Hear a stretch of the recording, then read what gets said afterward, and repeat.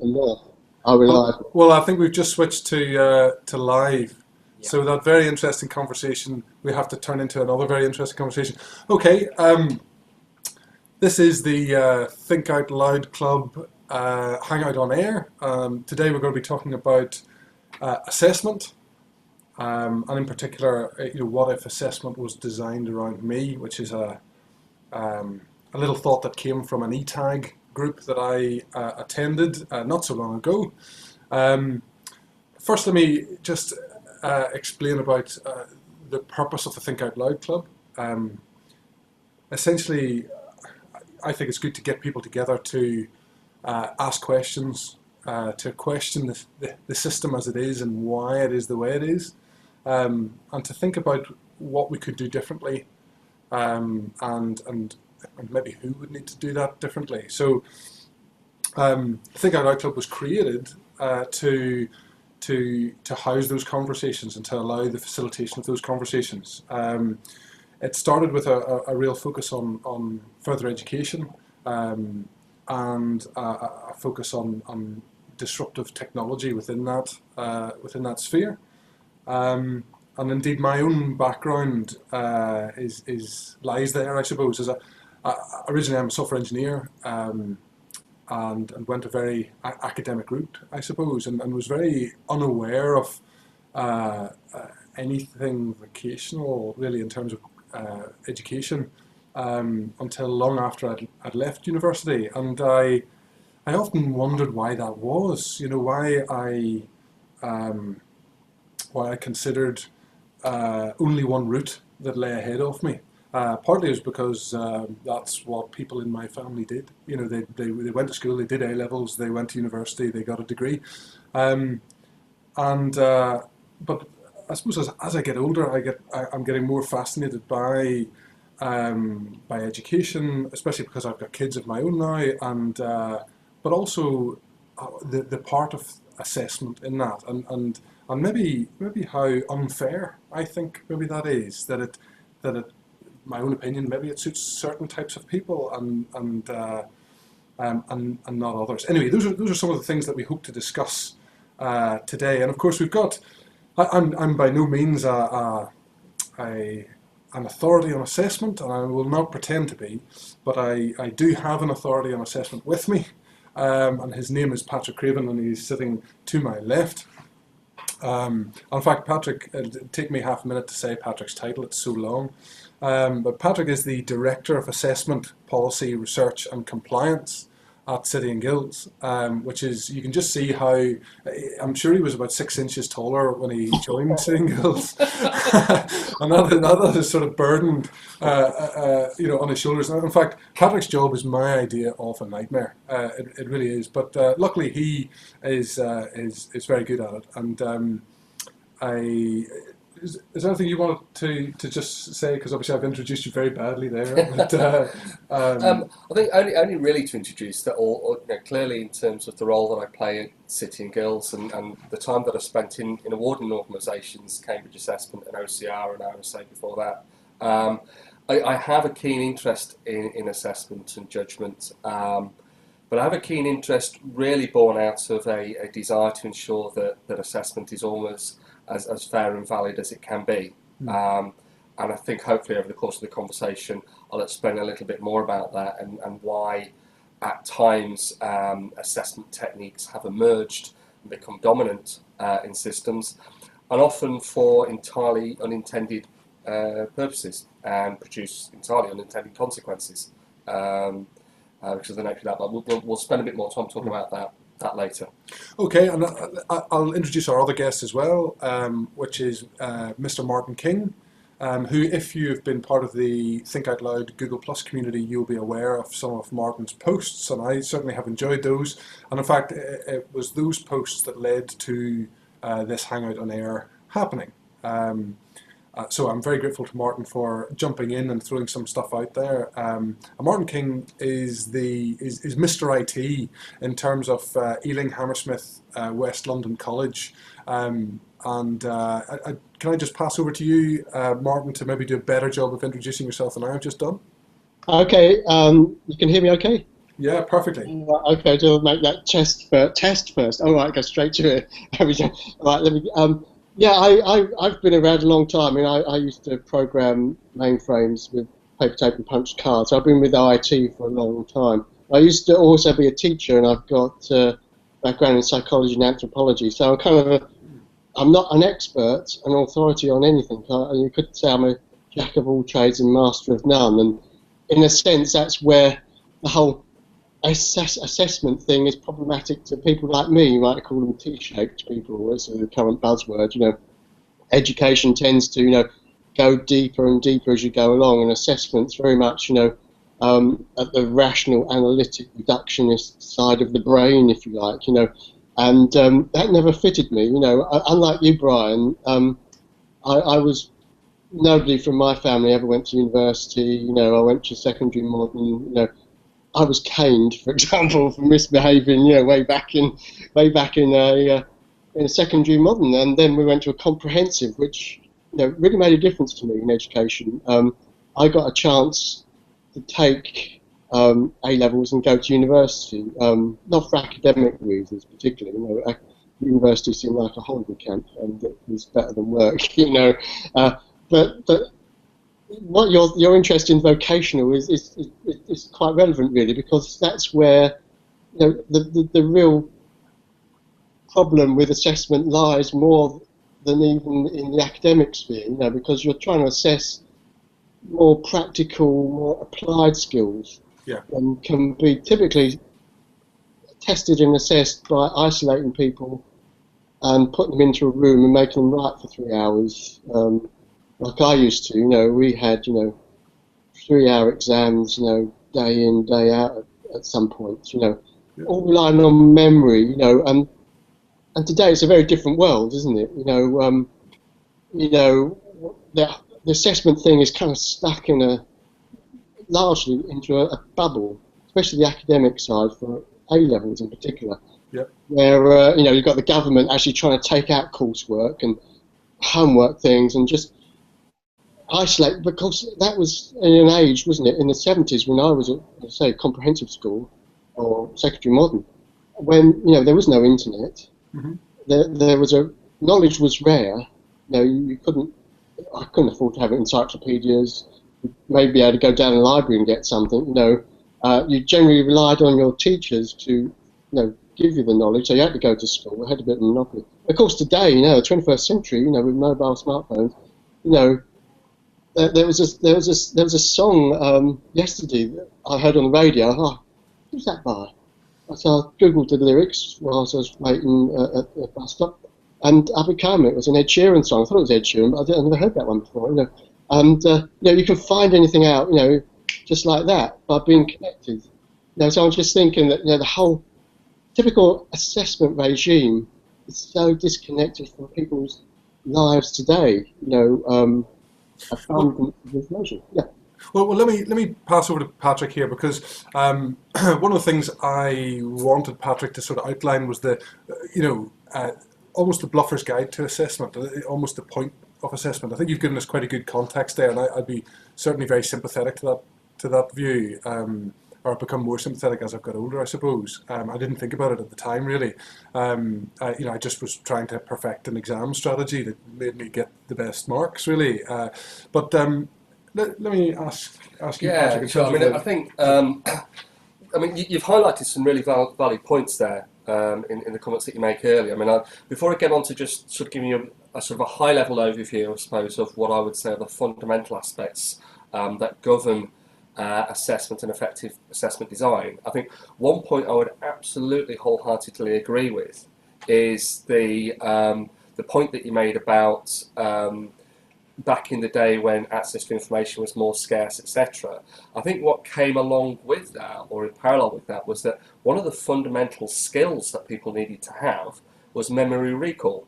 And if you think about the traditional model of particularly academic assessment and examinations, at the time it was a valid skill to encourage in people, because your ability to recall information, to recall facts, was important for how you then went on to function.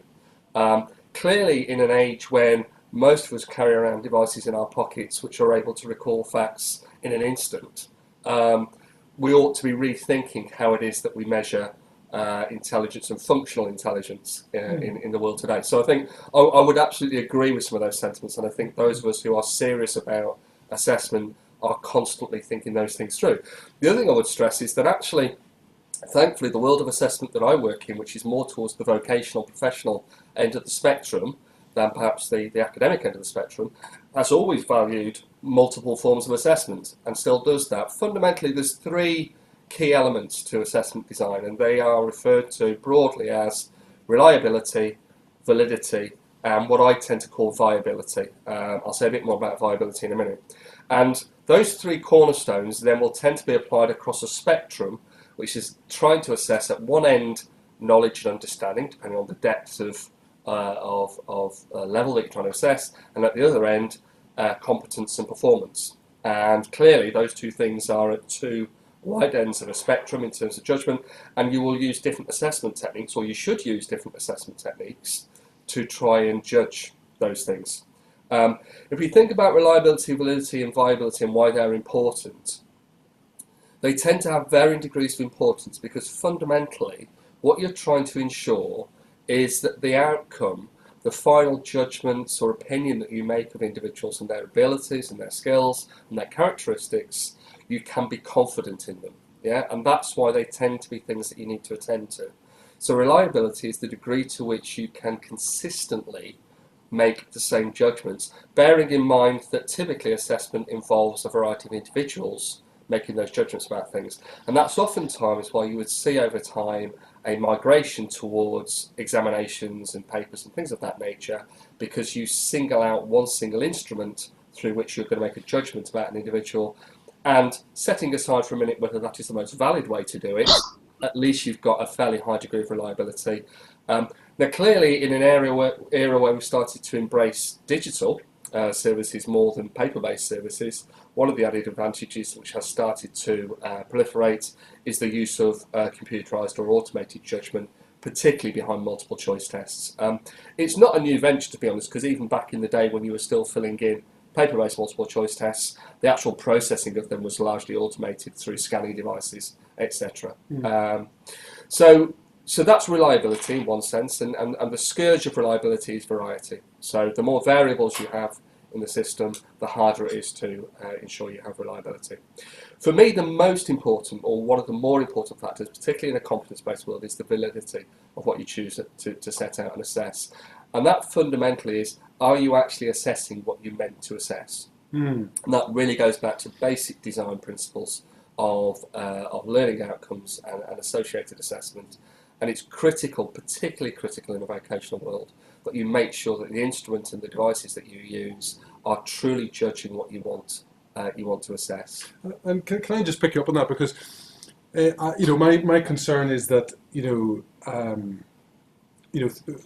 maybe assessments are designed and used with convenience in mind, with cost in mind, with, I suppose, even traditional perspectives in mind, and that those maybe cloud the decisions towards an appropriate method of assessment. You know what I mean? Because again, a lot of it wasn't until I was more involved in vocational education that I realised assessment tools like, I suppose I came across professional discussion, I came across witness testimonies, you know what I mean? Oh, okay, those are more about sort of, competence measurement. But I know they essentially present you with other problems, don't they, in terms of quality assurance.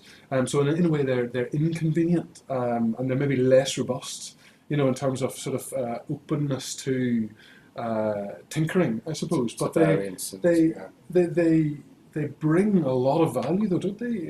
They do, and I think the reality is that and it might be heresy to say it, but assessment is not an exact science. It is a combination of the best combination of techniques and qualities that arrive at the most precise and most valuable judgment typically about an individual, and I'll come back to that in a moment, about the fixation on the individual as opposed to the contribution, perhaps in a wider sense. But what Bryan's been touching on is the third element of the Holy Trinity, which is viability. And what you'll see over time is that at various times, depending who's involved, viability has greater prominence or not in the sense of the solutions that people try and arrive at. So the scalability of it, the cost effectiveness of it, all of those sorts of issues will come into effect in the viability area. And what you saw happen, I would suggest, in terms of a brief sort of history, is that at the point at which education and training became something that was going to be delivered to the masses, at a time when the means of dissemination of information was printed materials, what you therefore arrive at is a combination that said, you know what, examination papers on one day in the year is probably the most viable way to deliver some of this system, because the concept of having one-to-one relationship with experts and tutors to individuals is just not a scalable solution. So you often have to reflect on why it is that we got to certain points in time. Yeah.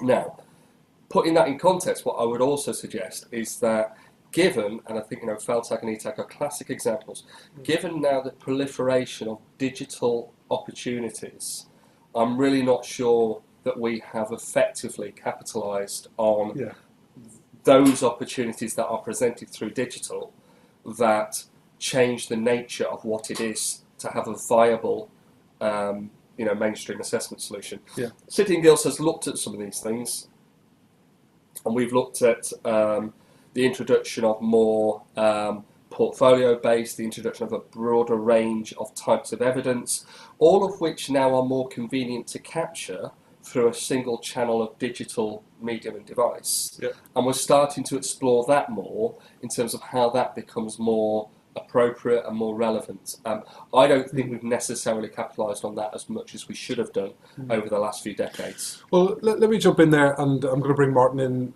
now too, because and I appreciate everybody who's asking questions on the Q&A. That's excellent. Keep it up.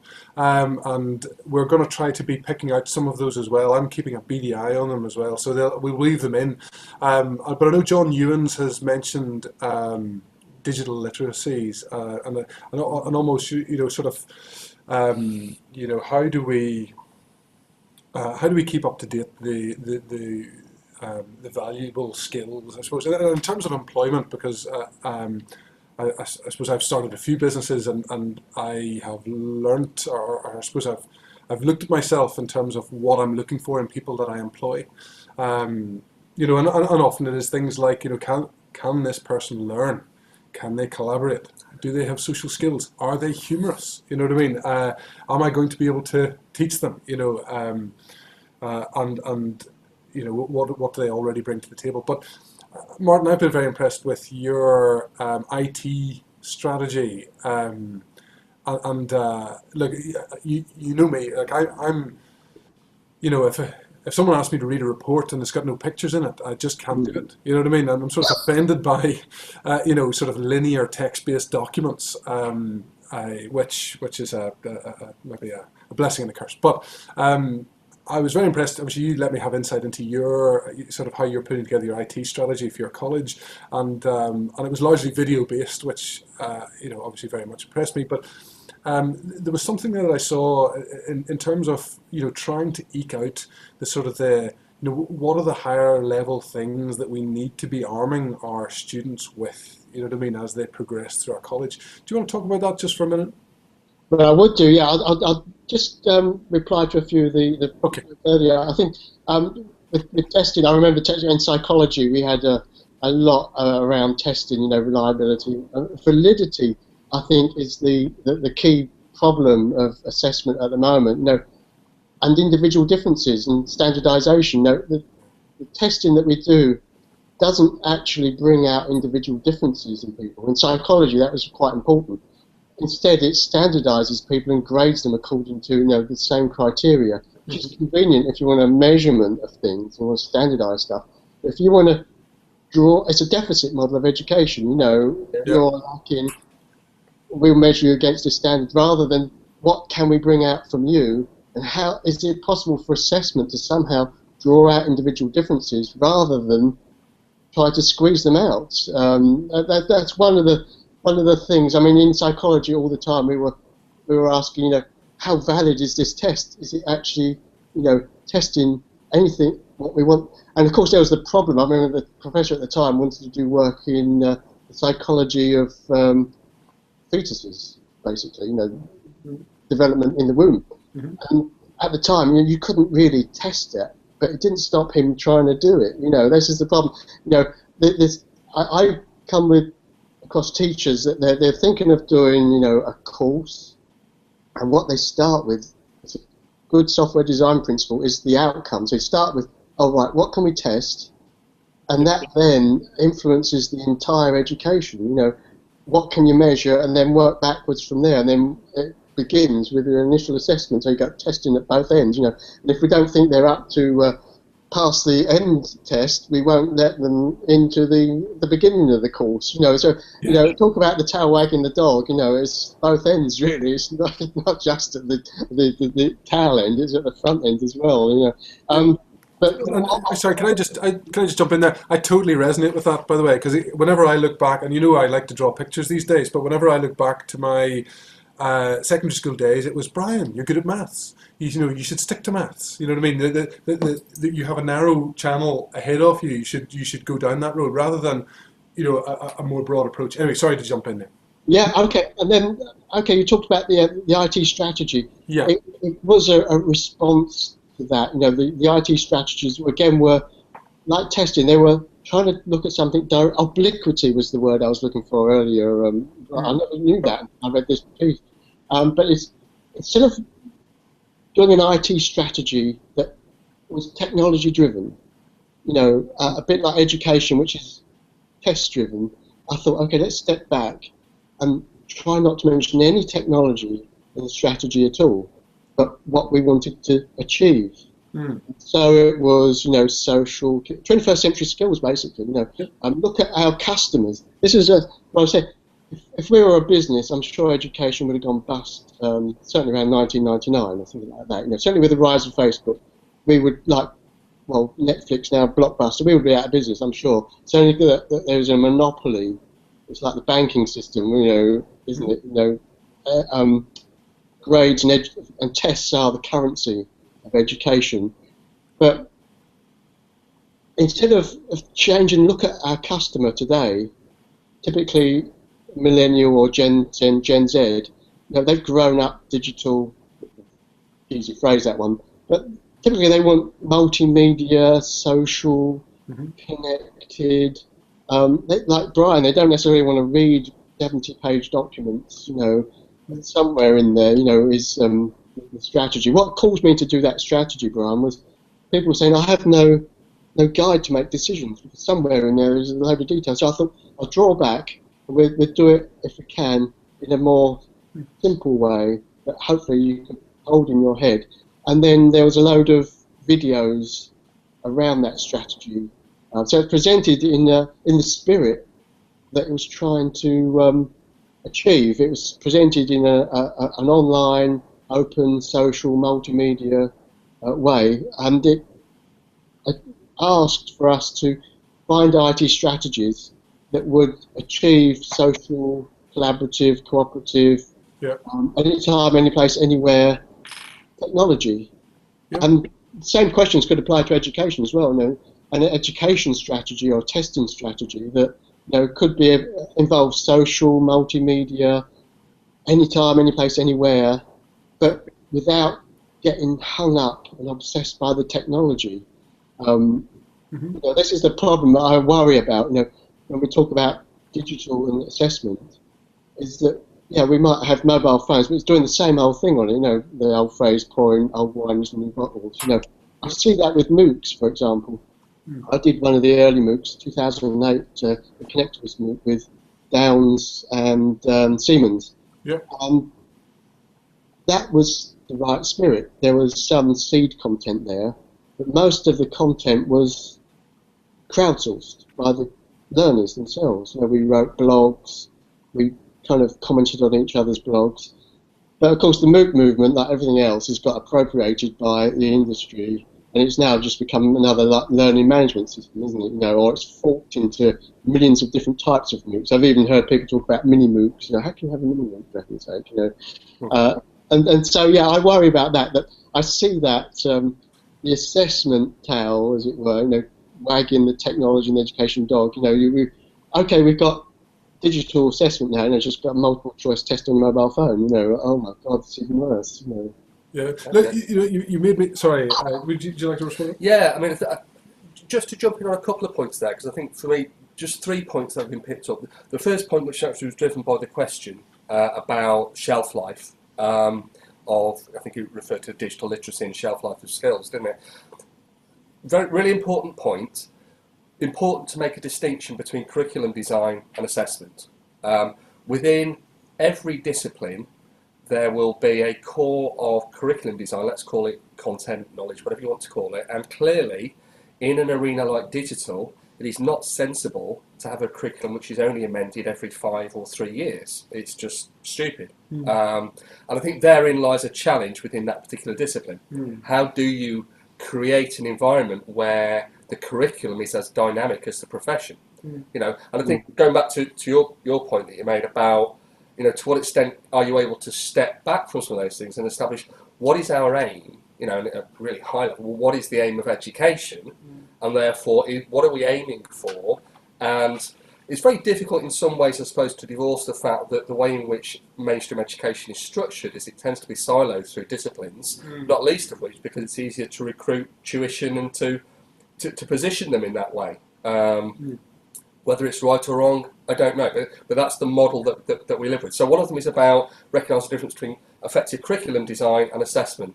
Now that takes me nicely into comments about assessment. Yeah. So I'll give you a very good current example. I think most people, and I see it mentioned many a time, there is often debate about the fact that we all respond in different ways to learning. We all learn in different ways, and I hear people talk about that a lot. What people do not often focus on enough is that we all favour different forms of assessment. And the difficulty is that in a national assessment system, you tend to veer or to migrate towards one dominant model of assessment. And a really good example at the moment is within the maths and English debate in this country. I have no issue at all in having a national aspiration that people should achieve a level 2 of maths, numeracy, English literacy by a certain stage, and it clearly is fundamental to allowing you to be functional as a citizen and as an adult in later life.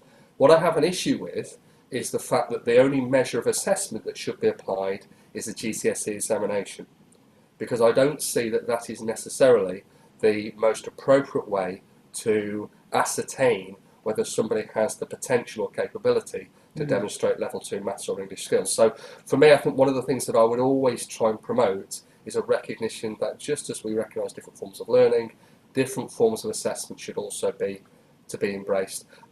Last point I want to make, and I think we may have other opportunities and it might be other events that we choose to exploit this in, is absolutely agree with the comment about what you don't want to do simply because you've got access to digital equipment, is to simply regurgitate old forms of assessment through a digital device.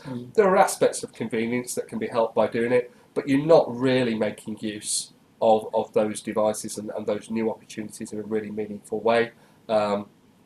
We're doing a bit of work around some of those things at the moment, saying, where are the new opportunities that were afforded by access to digital information? The fact that you can bring people together in a far more convenient way, the fact that you could have more than one judge making judgments about the individual in a far more convenient way. I think that there's all sorts of opportunities that digital opens up that we've only started to scratch the surface on at the moment in terms of how they could transform the way in which we offer assessment opportunities to individuals.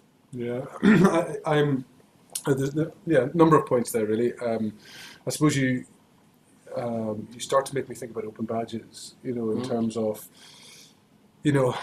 when something moves so fast, how can you recognise small, steps of achievement, in particular. I don't know if you're aware of Doug Belshaw's digital literacy work that he's been doing with Mozilla.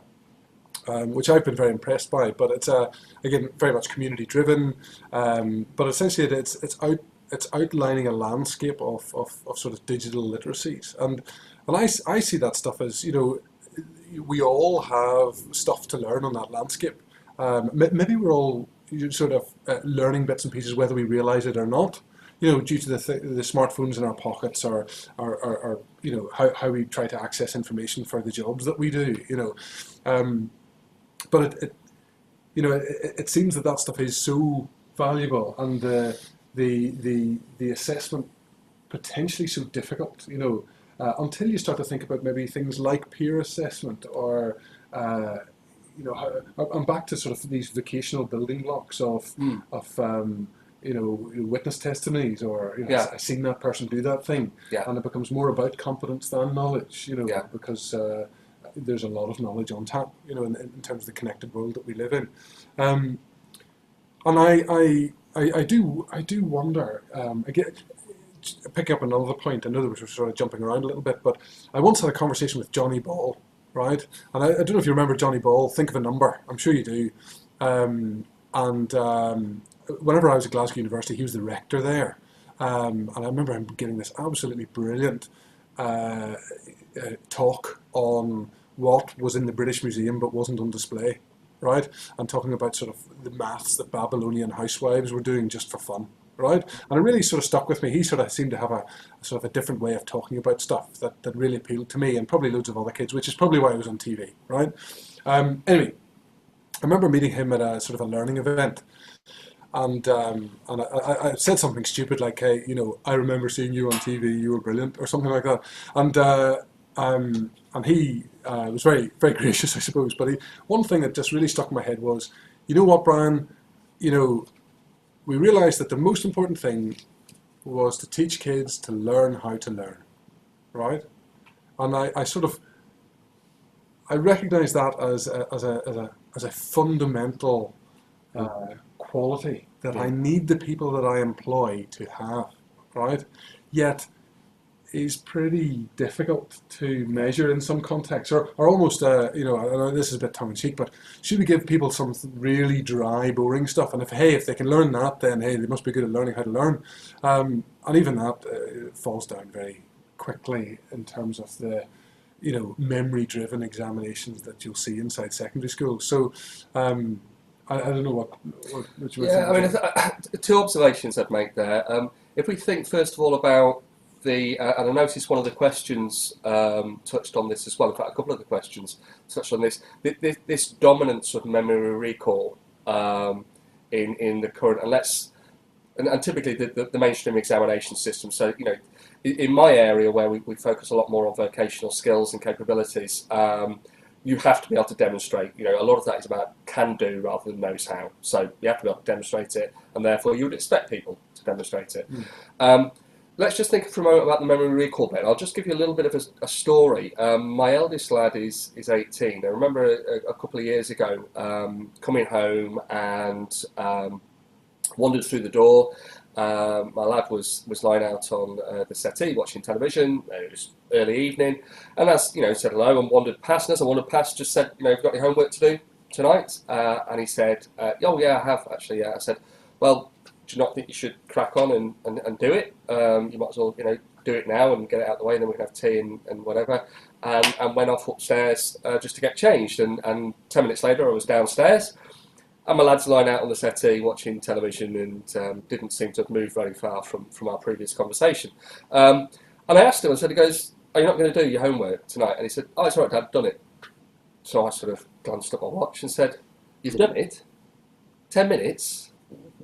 What did you do? What did they ask you to do?" And the really depressing thing was the task he had been set was a memory recall task, where he's simply going, which is exactly what he did, being a fairly switched on and an intuitive chap in the 21st century. He could gather the information to answer the questions in a matter of seconds, and that is all he had to do. Now, the problem there was not with my son. It wasn't necessary. It was with the tasks that were being set. An individual in the 21st century for whom access to information is not a skill. Well, it is a skill in the sense of he knew how to go and get the information very quickly. If it had been posed a task or a challenge that asked him to interpret, to build on, to turn into new information, that would be a very relevant task in the 21st century. But he wasn't being set those sort of tasks. And so I think that's one of my reflections. If you look at some of the things that have been happening in Denmark recently around things like open internet exams, and so not open book exams, open internet exams, where actually the students have access to the internet during the period of their assessment. And that is just seen as a very valid reflection on exactly what they would have to do in the real world. The task is still time bound. The challenges they are set require them to gather and interpret and reconstitute information. But isn't that a more relevant way of assessing certain skills in the 21st century? So there's that point to highlight, which I think is very relevant to the way in which we start to think differently about the forms of assessment that we can offer. Okay. Sorry, were you going to say something there? I would actually, yeah. Go on ahead. Kind of positive, really, actually. I mean, strangely enough, from an IT manager's point of view, paper-based testing is fine. It's got nothing to do with me. It's wonderful, you know.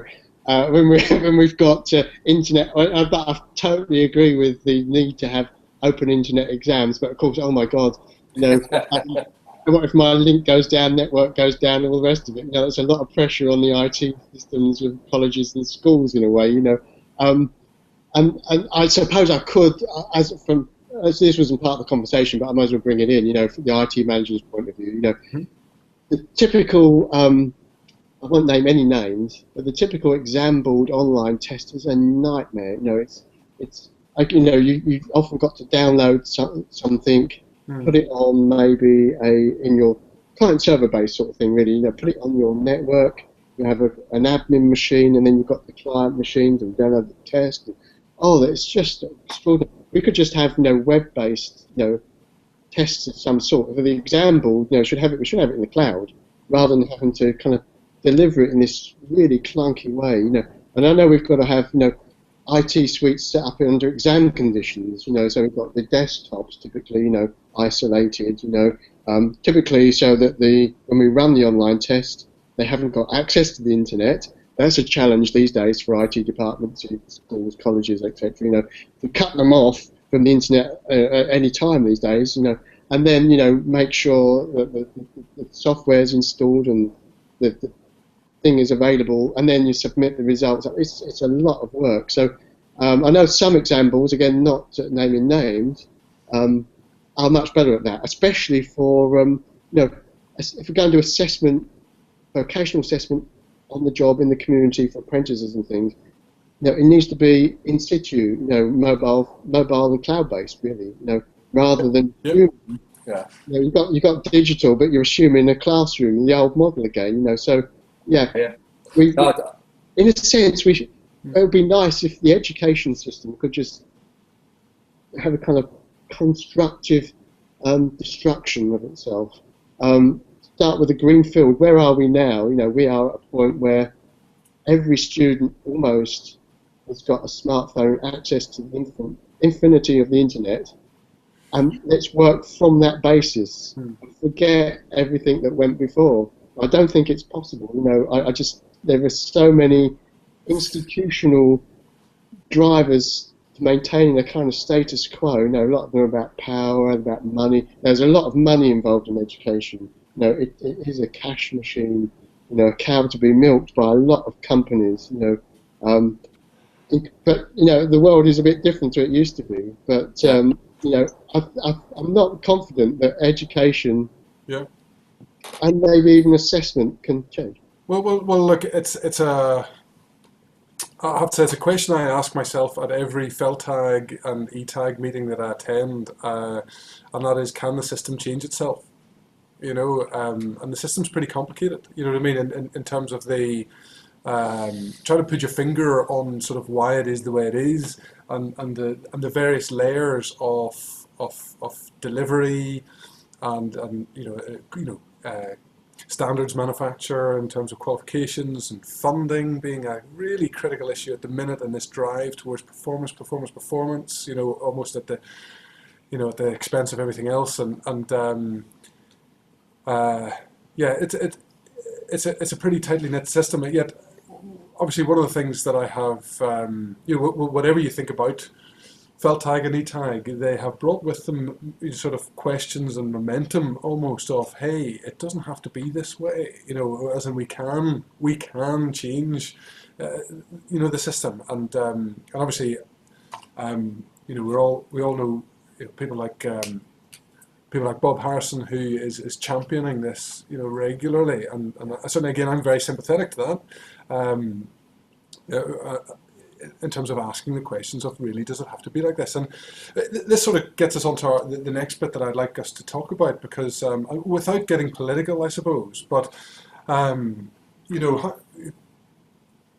do we start? Yeah. Where do we start? Because I know what it feels like to be an awarding body. Having worked for City Guilds for a number of years, heading up learning technology, right? I don't do that anymore, but. And I feel the squeeze of, on one side, the sort of the centre demand, in terms of we need to move forward, we want to do things cleverer, and the regulator and the sort of the funding provision being the other side of the squeeze. Well, here's a proposition, Brian. Go on. It's just come into my mind, so that's why I had to get it out before I forget it, because I've got such a bad memory. That's why I was useless at exams. Very good. Well, what if we did away with assessment? What could education, what if there was no assessment? What would happen? We got when someone comes to work for me, the qualifications are not really that important. It's knowing what they can do. The portfolio approach, I think, is quite useful. Bring and show me a portfolio of work, Okay. other than Yeah. Can I just? And I don't. Obviously, I've worked in assessment for a long time. I've worked with digital for a long time, and so I absolutely see opportunities for innovation. One of the really important things, I think, is that unfortunately, what's happened in and not just in this country, but over the last few years, is that assessment has become synonymous with qualifications and with examinations, particularly. I think when often people talk about assessment, they think you mean an examination. The truth is far from that, and I think if you're saying where might you make a start, one of the things I would point out to people is that in all forms of education and training, assessment happens all the time. Yeah, and you referenced there about you're not particularly interested in qualifications, you're more interested in what people can do, etc. In making that statement, it's an indication that you will make a judgment of that individual based on whatever criteria you have in your reference point that you're comparing them to. And I often go to a lot of learning events and learning technology events, and in the early days, some of my colleagues used to question why it was that I was going to a learning technology event or a learning event because we did assessment. And I had to remind them and tell them that, if I go, and particularly learning technology, if I'm honest, in terms of solutions, and say, if I go and talk to people about those solutions and those applications, I can guarantee that when I lift the lid off that box, there are multiple points of assessment taking place, because how else do you deliver education and learning? Unless you pose a task, you get a response, you make a judgment, and you decide what to pose next. It's that frequency and iteration of assessment. So my suggestion would be, because you're not going to change these systems wholesale overnight.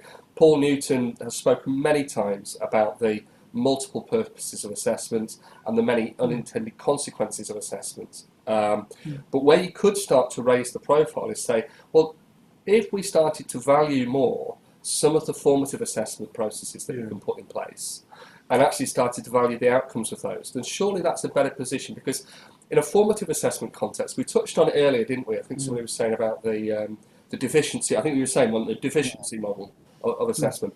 The reality of mainstream summative assessment is it encourages non-disclosure of ignorance. Because what you're wanting to protect is the fact that you don't know about things. In a truly effective formative assessment context, you're trying to encourage people to disclose ignorance, because you want to understand what it is that they misunderstand, their misconceptions, and therefore you can address those things and you can educate people.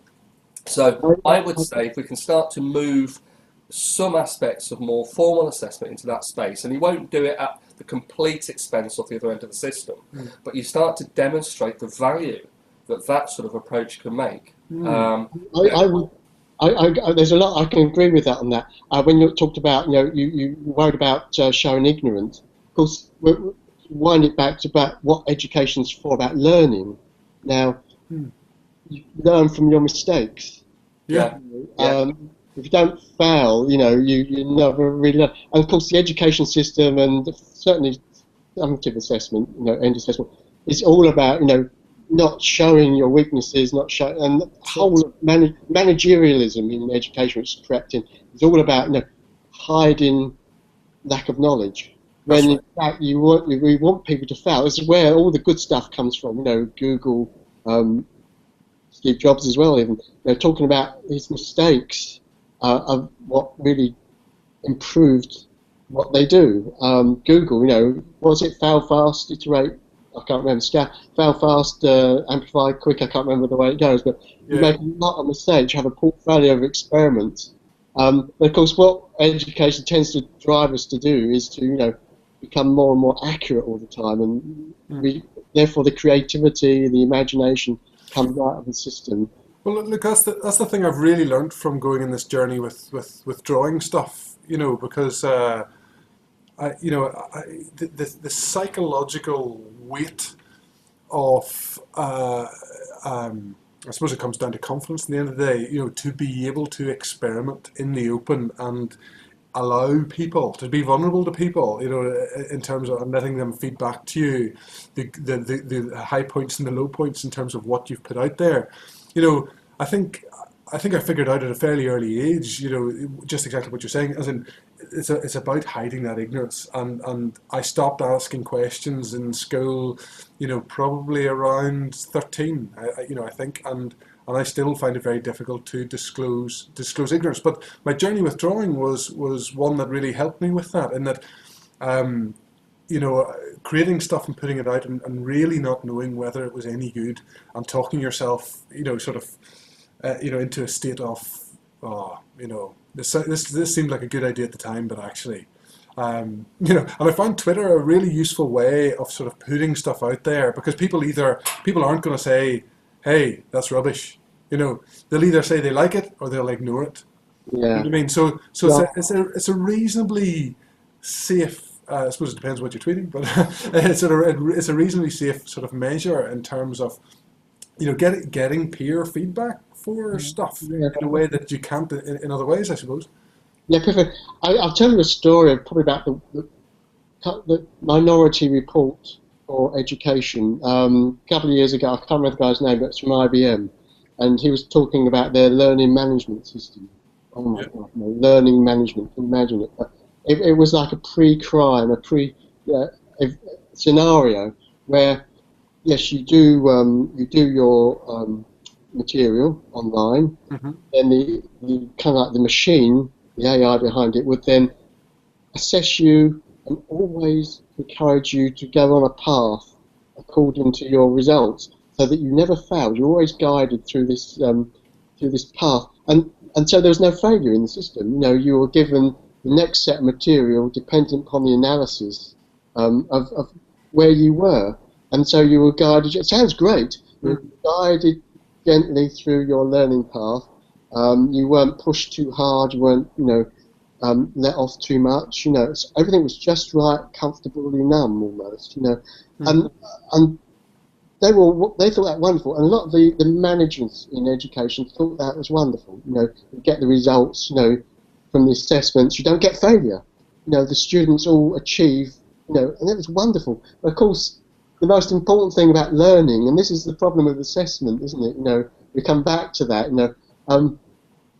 We all, like you say, we all have an assessment in learning something. Whether we're doing something, but it's rigged by the system for its own purposes often, and we need to fail. We need to experiment.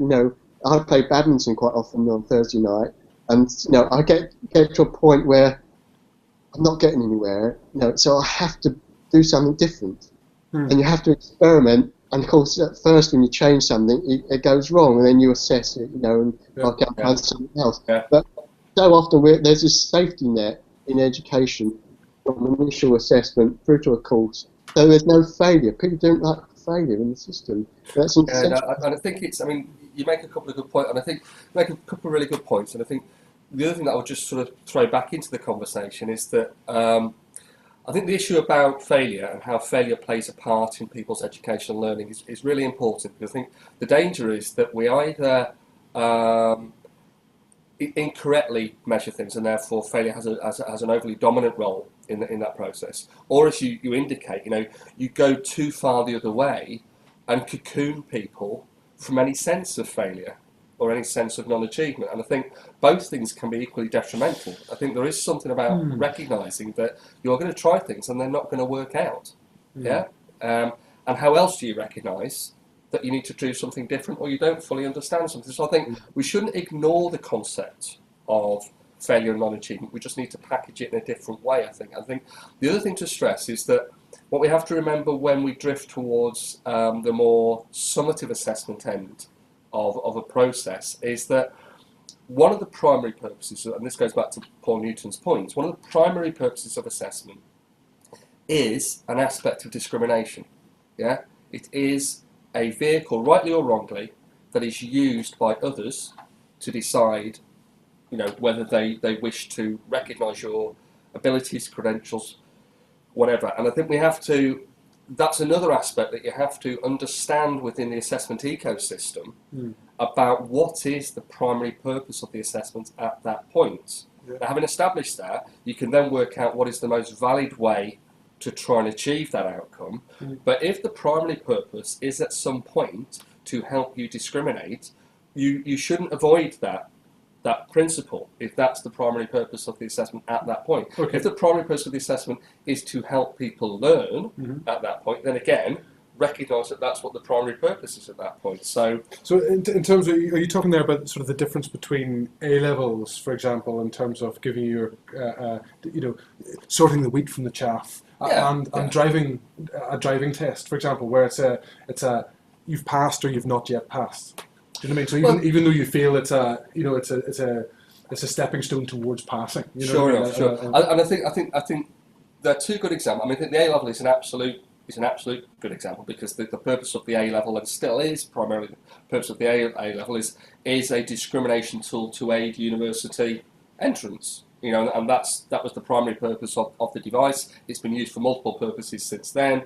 Paul Newton reflects on the amount of different uses that it's used for. Yep. But that was the primary purpose of the tool and the device. The driving test is an interesting one, isn't it? Because the driving test, unlike the A level, isn't time bound in quite the same way. The A level is time bound by virtue of that transition of education between 18 and the next stage of your education. Yep. So therefore, there's certain elements that manifest themselves at that point. The driving test isn't time bound, but equally is discriminatory, in the sense of, if you don't pass your driving test, we're not going to let you get behind the wheel of a car. Yeah. So in that sense, it has a discriminatory element to it. It's just probably slightly lighter touch, in the sense of the verdict is you're not ready yet to drive, rather than you will never be able to drive. Yeah. I think it's a really subtle distinction, though, in terms of that, because I really didn't come across that again until I sort of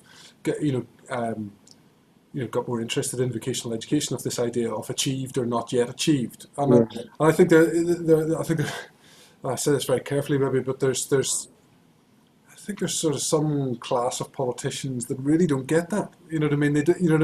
It's two categories, pass and fail, as opposed to, well, no, we want everyone to be competent. You know what I mean? We want everyone to learn, and it is a matter of not yet. It is a matter of not yet. I think the additional complication within any country's education system is that most countries' education systems, by virtue of age, tend to be time-bound in some way. Now, clearly, you don't stop learning at the point of 18, and therefore you should have opportunity to achieve those things at any point later in life.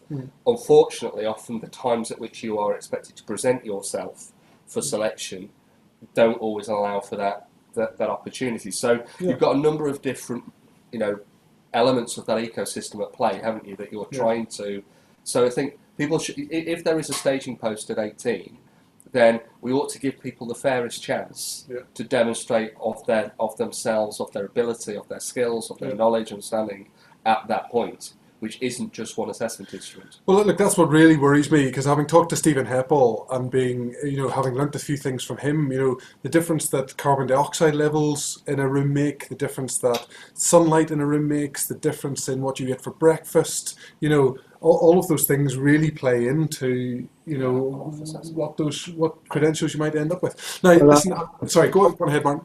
Oh, okay. Well, I would say yes. I get hay fever, so when I used to take my exams at school, I used to be wiped out. That was dreadful. Or I'd take the medication and I'd be half asleep. It's a really dreadful thing. But what I would say is, again, about assessment is what you were saying, Brian, about achieved, not yet achieved.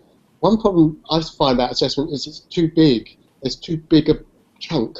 And of course, in the modern age, again, everybody bite-sized. If only we could split assessment into smaller bits and combine them in different ways, and then you haven't got the high stakes testing at the end. Maybe you've got some e-badges. Possibly you come back to e-badges. I do worry about badges just becoming another grading system, but it's got some potential there. At least if you could split them down into smaller bits that you can combine in other ways. The difference about badges that might make it very different is the fact that it's decentralized, right? So in terms of having more of a top-down system, you've got the opportunity to have essentially a peer-to-peer system or an institution-to-institution system, and I find that very interesting. But we're going to have to hold it right there because we are out of time, and sorry, I'm just being shown some things here by the other people in the room, which I have to thank, actually. So thank you to Andrew and to Liliana as well, who have been sort of hard at work on social. I also want to thank all the people that have posed questions and that have fed into our discussion. So Rajat and John and Paul, and I think I've seen Yusuf on there, and James from Reading, and some other people. Thank you very much for throwing that stuff into the mixer. I'd really like to do more of these sort of conversations. If there are things that you'd like to bring out and highlight, then the Think Out Loud Club Google Plus community is a really good place to do that. And to start off discussions, I think it's fairly easy to run conversations like this. So I think we could get a few different people involved in that conversation. And if you're up for that, then please get in touch and let us know. I'd very much like to thank Martin King for his enthusiasm and for his well-crafted opinions, and also thank you very much to Patrick Craven as well, who I think is pretty difficult being head of assessment in the world that we currently live in. So I'm really pleased that he was so sort of open and honest with us in our conversation too. And with that, I'd like to just wrap up. Okay, so again, thanks everybody for participating. Throw some thoughts, if you've had some thoughts, into the Google Plus community, or throw some thoughts at us on Twitter, and I look forward to seeing you all again very soon. Okay. Thank you, Martin. Very good. Okay, we're still alive. That was really good fun, actually.